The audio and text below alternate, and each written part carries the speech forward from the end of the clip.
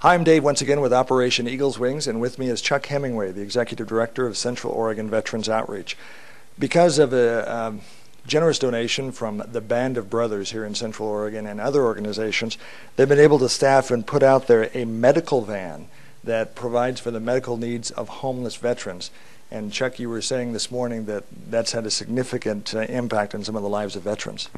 It has, and it's not just veterans. This is what we consider veterans giving back to veterans. When the medical van goes out, we're not just seeing veterans, but we're seeing anybody that needs help out in the camps or in the shelters.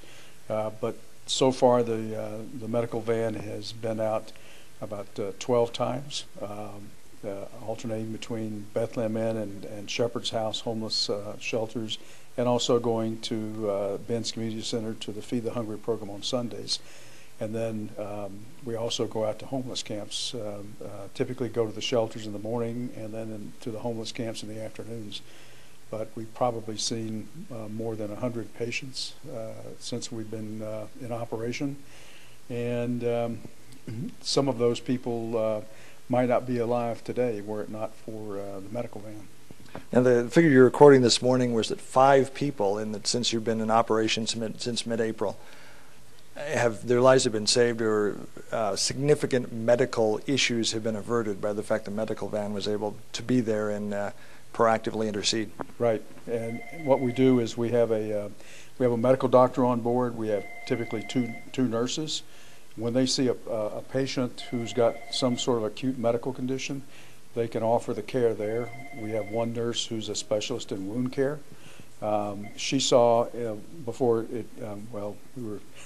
When we first started, it was still cold around here, yeah. And she saw the very first day we were out, a fellow who was suffering from frostbite, and so she was able to treat him and avert a condition that might have caused him to have some of his fingers or toes amputated. We've seen people that. With extremely high blood pressure that the doctors told us that person is just hours away from having a stroke, and we were able to, with the help of those medical practitioners, avert that. We've seen other people that with medical conditions that said take this person right away to the ER and get them seen.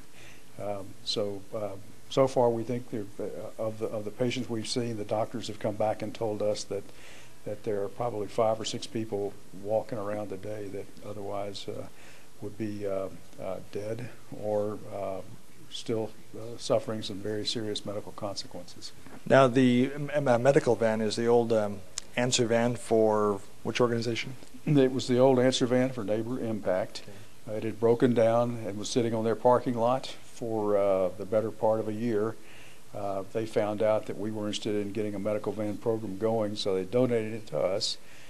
We had a veteran who arranged to get it towed over to another veteran's car place who fixed up the engine. We had a veteran donate the batteries for it.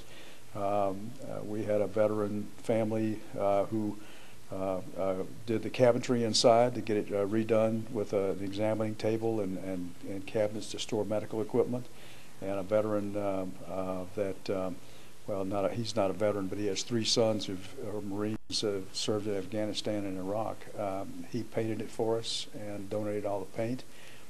So it's been a pure veteran undertaking where the community has come together, and particularly Band of Brothers donating money to buy medical supplies and equipment, and to help us buy the diesel to keep the van running. How much does it cost on a monthly basis to run this van? More than we thought. It's actually costing us about $400 a month, and that's for the medical supplies and for the diesel. We're taking it out more than we had initially expected. We first thought when we planned this, we might be taking it out twice a month. We're actually taking it 3 and sometimes 4 times a month. Actually more than that. About 6 times a month we're taking it out, and so that the cost that we budgeted for originally is almost doubled. Wow! How can people help?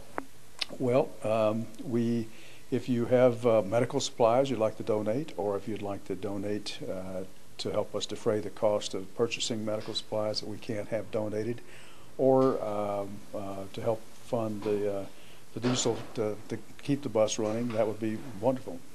Everything else is the doctors, the nurses, the drivers, those are all for free. Now, what we do have need for, when the doctors see a patient and they diagnose a condition that they need a prescription for, we give them a gift card.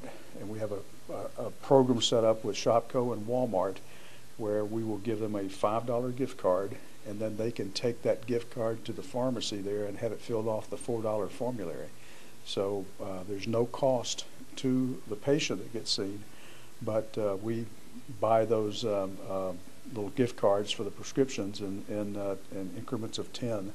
So $50 gets us 10 cards that then we can issue, the doctors can issue to the patients when they give them a prescription. So that's a good way that you can help out COVO and the medical van.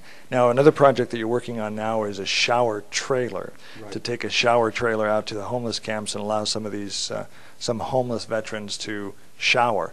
And some of them, I understand, just wear their clothing until it literally just falls off their body. Right. And from a hygiene, from a health standpoint, it's a good idea every once in a while to take a shower. Right. Yeah. And the nurses tell us that too. It's not a shower van, it's actually a shower truck. It's self-contained. Got 3 shower stalls and a washer-dryer hookup. We're hoping to get that operational. It's all ready to run. We're working out some issues with the title, and we're expecting it within the next 2 weeks. We're going to be able to start taking it out to the camps. Just for that project, how can people help specifically in that particular venture? Well, one of the things they could do is contact First Baptist Church and offer to be a volunteer. That's a little more labor intensive than the medical van. We're going to need people to drive the shower truck. We're going to need people who can help with the staffing of it, to pass out towels and to be present back in the shower area to ensure privacy of everyone. And then people to just kind of help out with the shower truck to fill it with water and help keep it maintained. So there's a lot more people need with that. What's your website address and phone number so people can contact you here at Central Oregon Veterans Outreach, otherwise known as COVO? Well, it's covo-us.org. That's our web address. And our phone number is 541-383-2793. Okay. Chuck Hemingway, the Executive Director of COVO, or Central Oregon Veterans Outreach. I'm Dave Adams, Operation Eagle's Wings, honoring all who served and leaving no one behind. Thank you for what you do, Dave.